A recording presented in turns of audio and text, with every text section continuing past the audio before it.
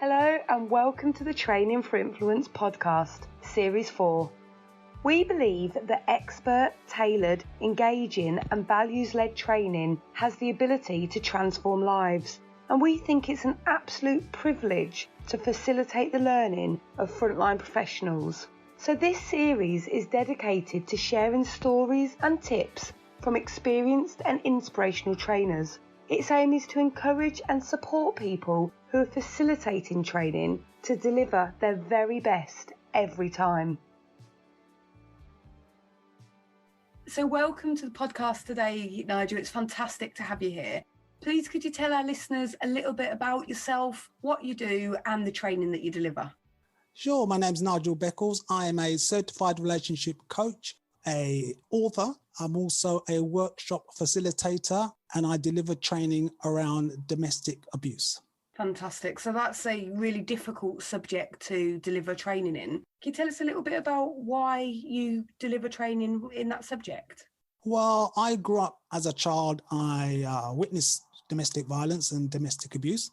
And as an adult, that had certain impacts on my life. So I had some stuff I had to unpack. And always just been drawn to support people and help people. Yeah, I can completely appreciate that. And it hugely resonates with my values because actually what you'll be sharing there is your story, your understanding and empathy within that context of facilitating their learning. Indeed. And it is a very difficult and often emotive subject. So delivering that type of training can be challenging, but it's also very rewarding because I'm all about awareness. That's my mission. In terms of the training I've provided, I belong to an organization called Survivor Provider Services, which was set up prior to COVID. We were fortunate enough to actually obtain funding from Virgin Money. But again, there are about 5 of us. And again, as you mentioned, we're either all survivors of domestic abuse or we've worked in that field. So we are very focused and driven in that way. But the training we deliver is to corporations and also local authorities. Corporations and companies in terms of, for example, you may have a colleague who's going through domestic abuse, but they don't want to talk about it. But there are certain signs you may pick up on if you know what to look for to think, oh, well, perhaps it's not always a question of someone comes to work with bruises, for example. You might have a colleague, for example, who is usually quite bubbly, and over a couple of weeks or a couple of months, they start to become withdrawn and they're not as talkative.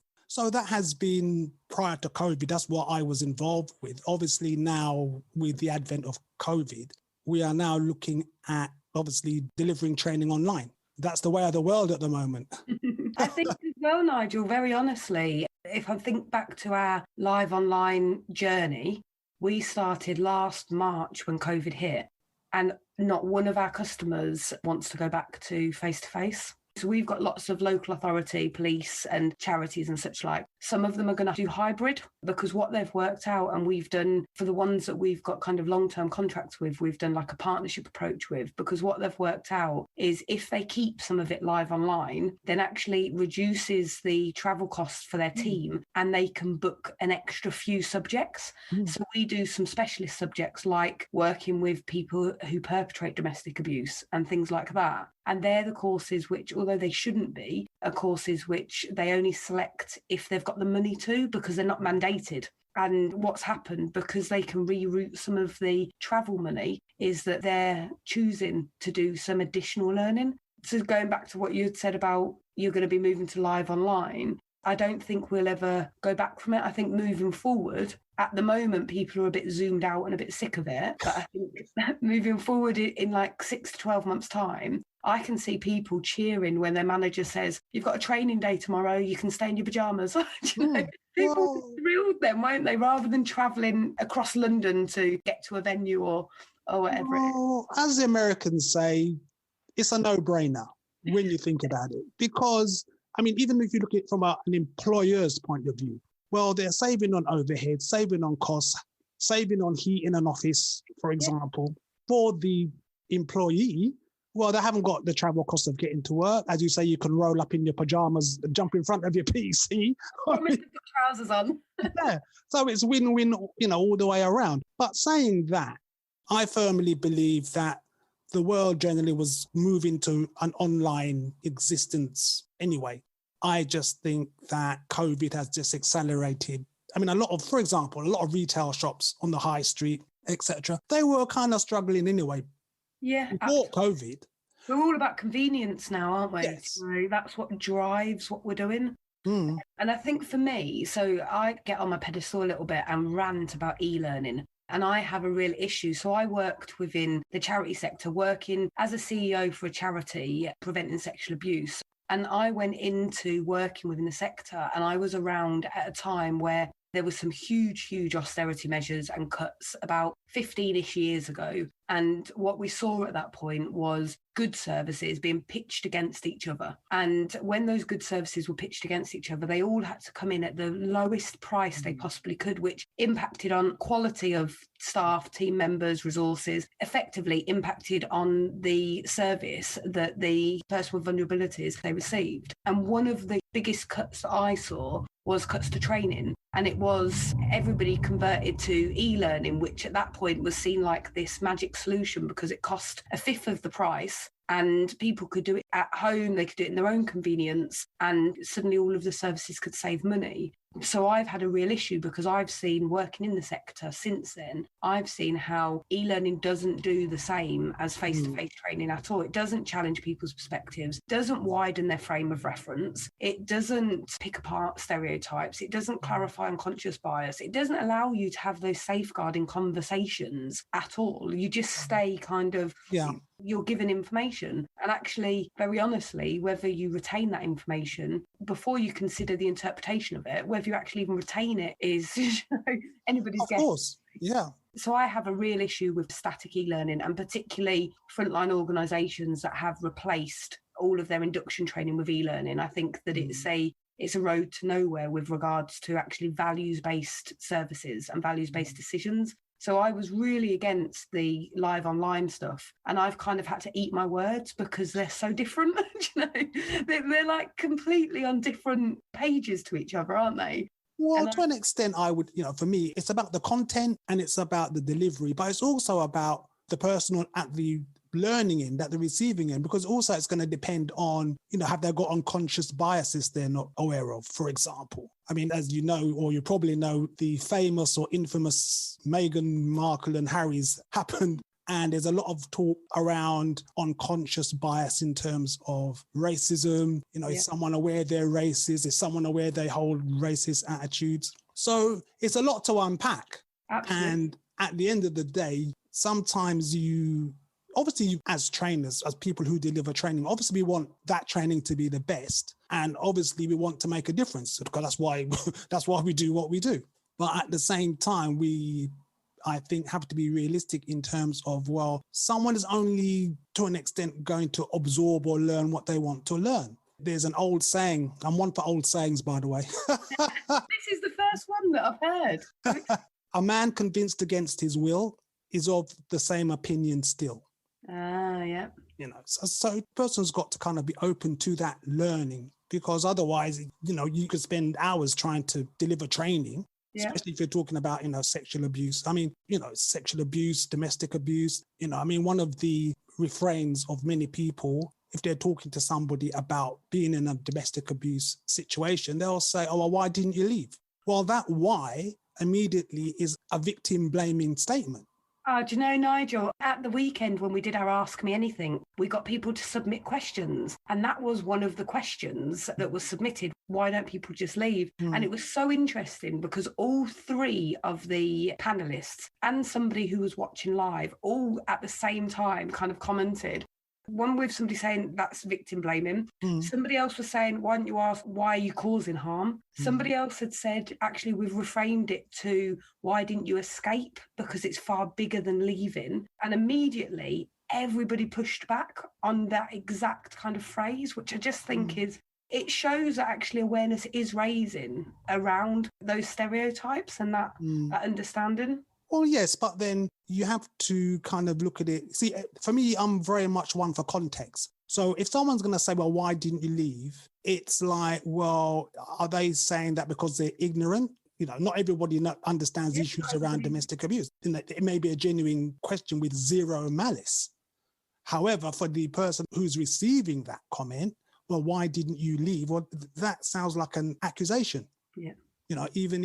I've got a qualification in radio presentation and production, and one of the modules was journalism. And you are taught there's certain questions you ask, but why is often received as a loaded question. A why can be perceived as an accusation. Well, why didn't you do this? Or why did you do that? Yeah. And actually, from a professional in particular, it can immediately close down any conversations. And there's so much evidence that shows that the first person you talk to and how they respond make all of the difference right across the board with regards to disclosing any type of abuse. So there's a part of me that also thinks that professionals have a responsibility to actually understand the impact of their words.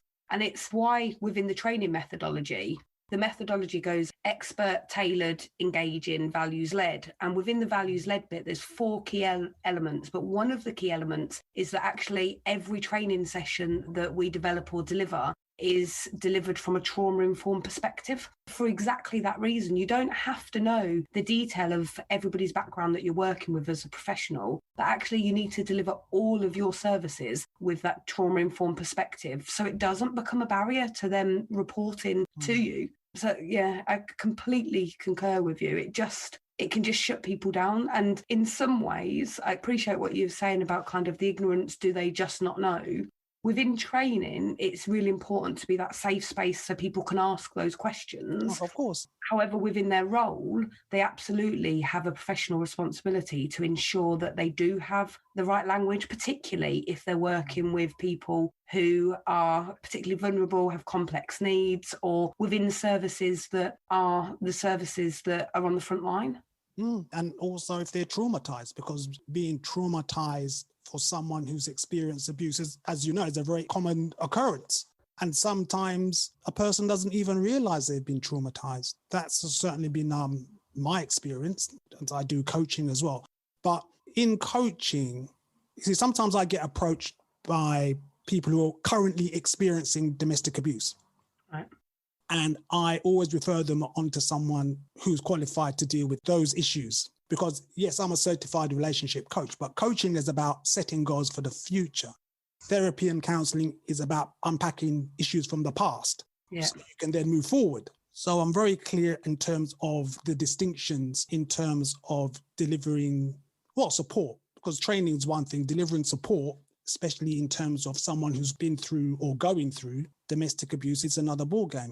And going back to delivering information, not delivering training, but sometimes people are not ready to hear what could be happening.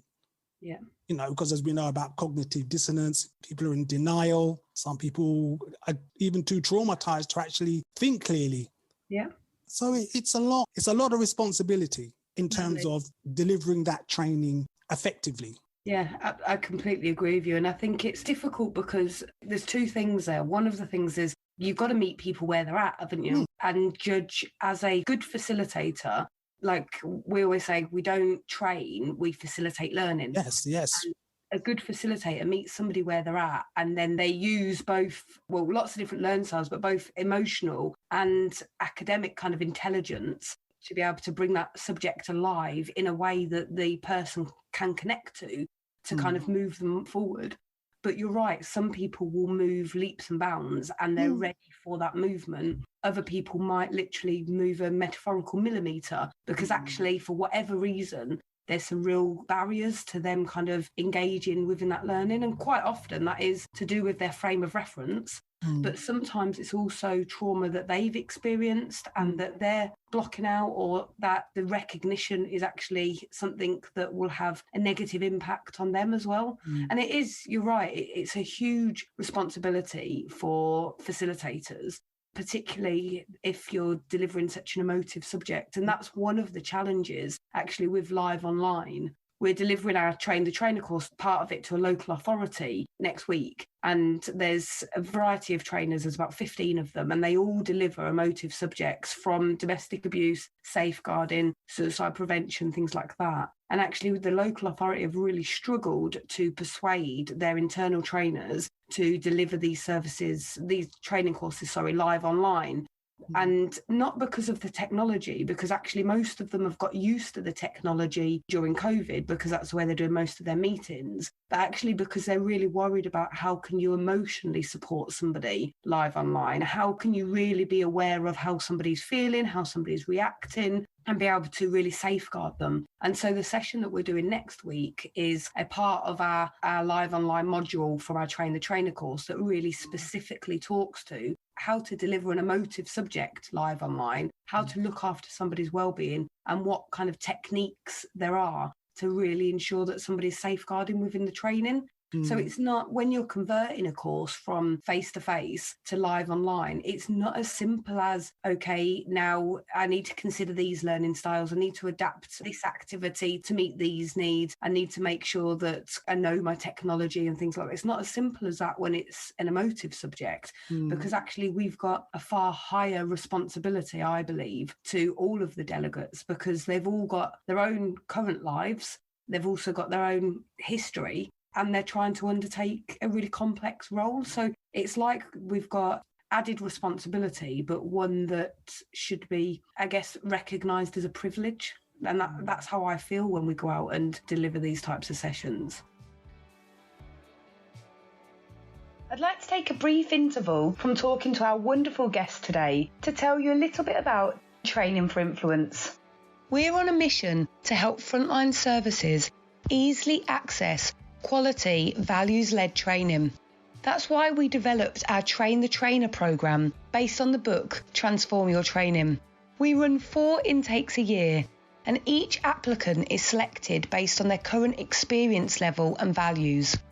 Just like our methodology, we've designed the learning to be personalised, interactive, inspirational, and suitable for both new and experienced trainers to help them develop and deliver sessions either face-to-face or live online.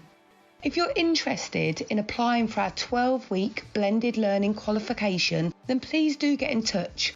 All of our contact details can be found in the show notes.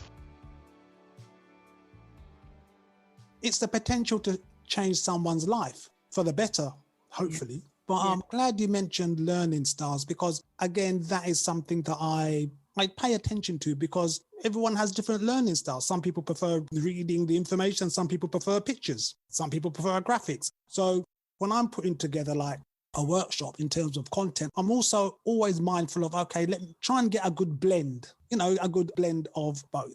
And obviously looking at what your outcomes are, because really and truly, before I even start putting together a workshop or the material, my first exercise for myself is, well, what are the outcomes am I looking for in terms of when the people attend, what are they going to take away? Yeah. What outcomes are they coming to achieve? Yes. But then in the publicity material, because I've kind of got like a standard, because obviously marketing's different to training. So you got to look at your marketing in terms of stuff. So my thing would be, for example, I've done workshop before, and I'll say, right, at the end of this workshop, on the flyer, it'll say, at the end of this workshop, you will know A, B, C, D, E, F, G, H. So when someone reads it and I say, oh yeah, I'll be interested in learning about these different things, well, fine. They're inclined to obviously sign up. But then at the other end of that, as you know, you've got to have your feedback sheet and your evaluation to know, well, okay, well, what has been delivered? Was it effective? Yeah. So, I think a lot of thought has to go,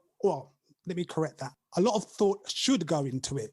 Yes, because but we both know that it doesn't always, but that's exactly why we're having the conversation. That's exactly why we're doing what we're doing, because actually I believe that if we can just continue the movement with regards to the fact that training's often undervalued and it can achieve so much more. And you said it earlier, without knowing it, that's our mantra. Training has the power to change lives. Yeah. That's what we talk about time and time again. And I get frustrated by the fact that sometimes it can just be a tick box exercise for some organisations. And so I try and take that tick box exercise and use it to change lives within that context, because it doesn't matter why they're there. They're there. Yeah. And actually that's time in that person's life, whatever reason they're there for, that's minutes or hours of that person's life they are never going to get back. Precisely.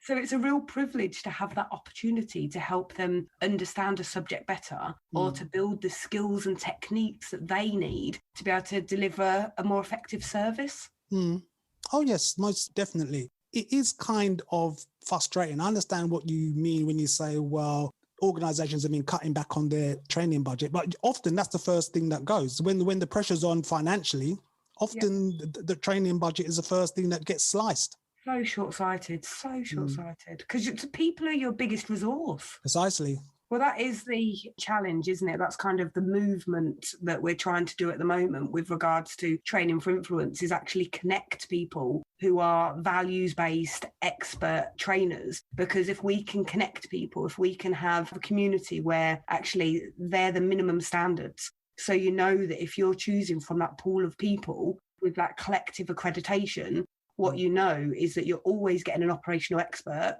who's got experience professionally or personally of that subject. Yeah. You're always getting somebody who has been taught expert facilitation skills. They've always gone through the process, just like you explained there, of tailoring the session to actually what's needed. What are the outcomes that we're trying to achieve, whether that's individual outcomes, organisation outcomes, or sector outcomes.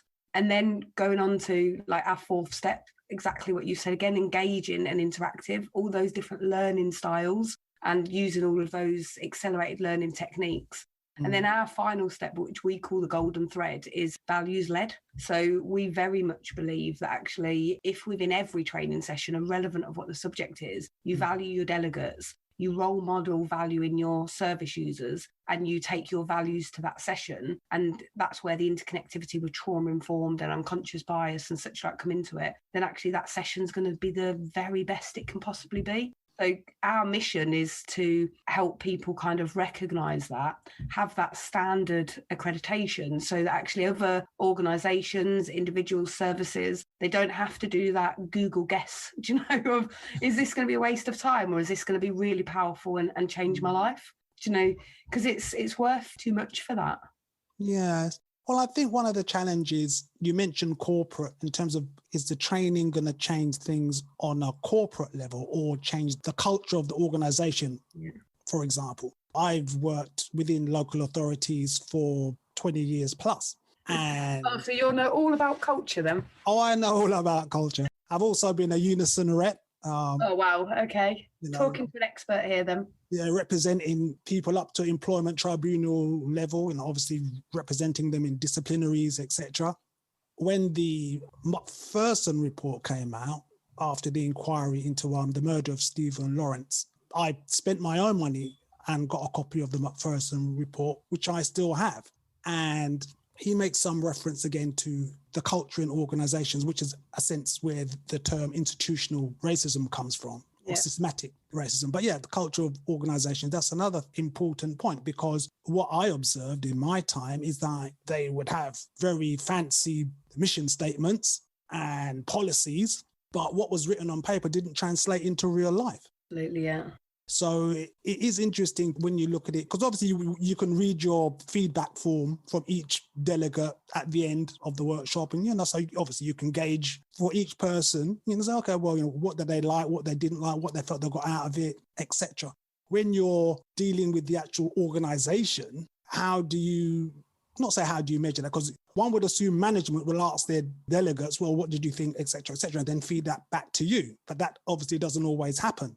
Yeah. I think as well, one of the ways that we do it, certainly at TAY Training, is because we deliver so many different courses to the same organisation, we do it over longitudinal times. So we might deliver the leadership and management course to the SMT, for instance. We might deliver safeguarding for trustees to the trustee board. We might deliver managing challenging behaviour to the people working on the ground with the young people, for instance. And in all of those, whatever course it is, whatever subject it is, we use the same methodology.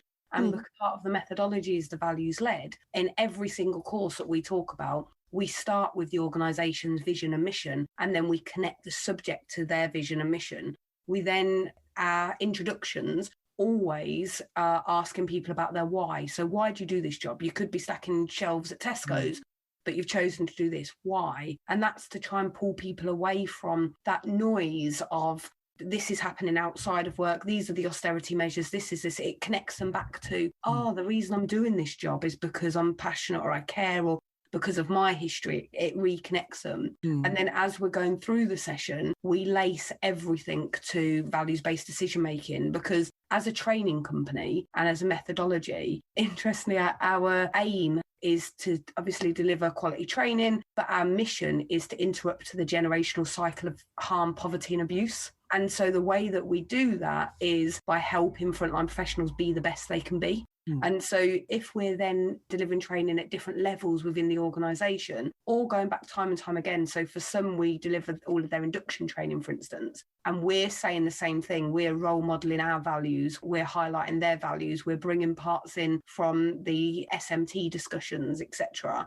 One of the things that we talk about with the methodology is that the added value is that it's a bottom-up approach to continually influencing the culture, because you hear the same thing again and again and again and again. It starts to have that impact. And one of the added benefits within TAE delivery is that it's two-way feedback. So actually we go and have conversations with their managers as well about actually what we've found within the sessions, the feedback that we've got. Sometimes, in fact, very recently, I had to have a very difficult conversation with an organisation who think that they booked some sessions with us. One was risk management, one was complex needs and substance misuse, and one was support planning. And they thought that they were doing exceptionally well with regards to supporting their staff through COVID. And actually, we do an emotional resilience pre and post questionnaire. And all the way through the 3 sessions that they had, their staff were telling us how broken they were. And so part of our added value is I then have a conversation with their director and share that information confidentially. So the delegates know we're sharing it, but we don't share any names. Of course, yeah, anonymously. Yeah. And we also share what the delegates have said would make the difference. So in some ways, and that's kind of the point of the methodology, is that it brings in, because you're right, if you just turn up, deliver training and leave, well, even if you've been the best trainer ever, is that enough? No, no, it won't be, because the first and foremost thing is you want to find out, well, I want to find out certainly, how effective each person that attended, how effective did they feel the training was? Did they feel they learned something new? Because training is about teaching effect. So have you increased their awareness or their knowledge in a particular area or areas? Do they feel that even if they had knowledge of a certain topic, do they feel they've gained value from the training? Or do they feel they've increased their knowledge or their awareness? Yeah. So, I often say, it's like many things in life, it's not a one size fits all. Life would be very simple if life was like that, but life isn't like that. It's just how it is. I was going to say it would be very boring if it was like that. Yeah.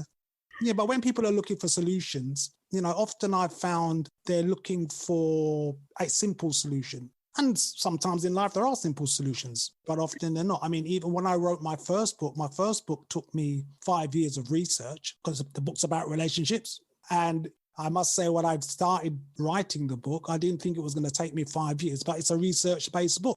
Tell the listeners the title of the book. The book is called How to Avoid Making the Big Relationship Mistakes, and it's available on Amazon, hardback and Kindle. So when I started writing the book, I didn't foresee it was going to take me 5 years. But it's like, you get to a stage where how far down the rabbit hole do I really want to go? Because, you're talking about relationships, it's a vast subject. And at the end, I had written 800 pages or typed 800 pages, and I'm a 2-finger typist. Maybe that's why it took me the best part of 5 years as well.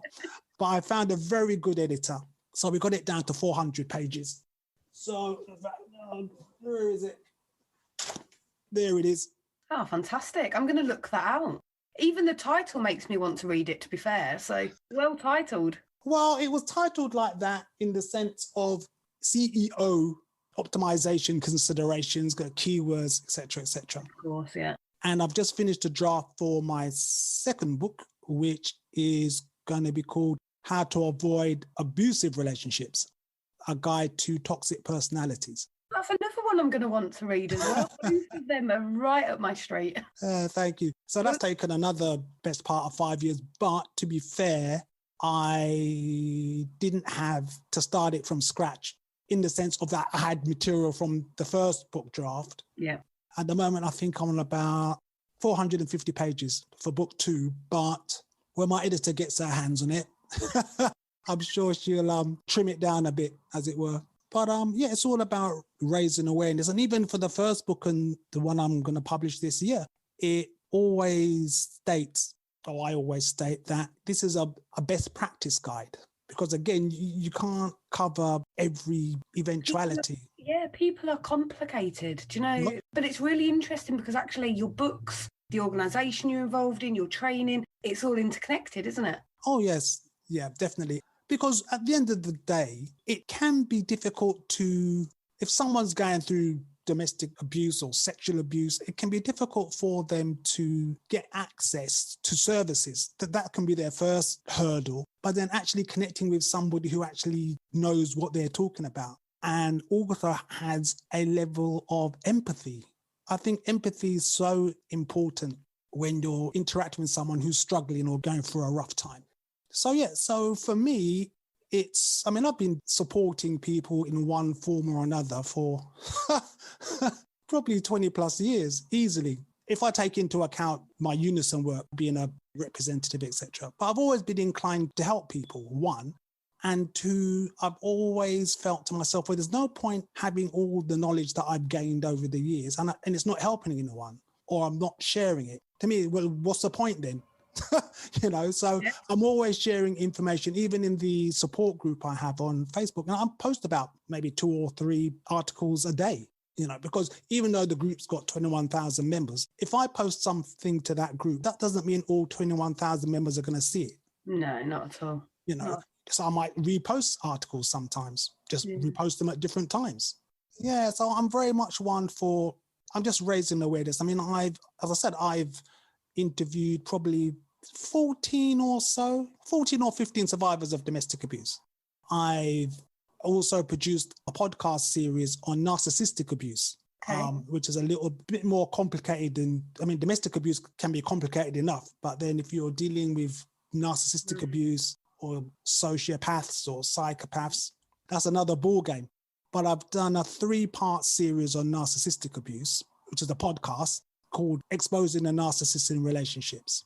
Another one right up my street. You'll have to post in our Facebook group about that one because we've got quite a few police officers, social workers, mental health workers. Okay. So our Facebook group is very much full of people who deliver training and work within the front line.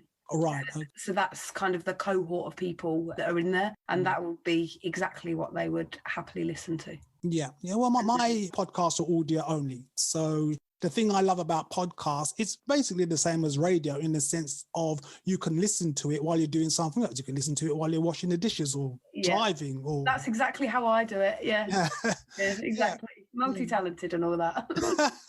Well, it's just a medium that lends itself to the listener. They're not tied to their PC or tied to a monitor. No, they can do other things. It doesn't mean to say because they're doing something else, they're not absorbing the information. Yeah, well, that goes straight back to what we said about learning styles earlier. Yeah. So for some people, actually, their strongest sense, their biggest learning style is auditory. And so you're playing strongly to that learning style. Yeah. Nigel, it's been wonderful talking to you today. Thanks so much for giving up your time. Would you mind just telling our listeners where they can find out more about you and the training that you deliver? Sure. I belong to an organisation called Survivor Provider Services. We have a website, which is called survivorproviderservices.com. You can also find me in Amazon. I have a book called How to Avoid Making the Big Relationship Mistakes, which is available on Amazon as a hardcover or as a Kindle. So you can find me there. I'm also a podcaster. So if you Google the name author Nigel Beckles podcast, you will easily find me. Oh, fantastic. So lots of different options for our listeners. Brilliant. And have you any final words you'd like to say to listeners before we sign off today? Well, as trainers, I think we just have an obligation to make sure that our training is as effective and as ethical as it can be. Absolutely. Thank you so much. Thank you. Thanks so much for listening to this podcast today. We really hope you found it enjoyable and useful. Please do click subscribe, and then you'll be the first to know when we publish the next episode. And we'd love it if you could share this podcast with a friend or a colleague who might find the tips useful or resonate with the stories. If you'd like to find out any more about us or our wonderful guests, all the information can be found in the show notes. We really hope you have a wonderful day, and please remember, be kind to yourself. It makes all the difference.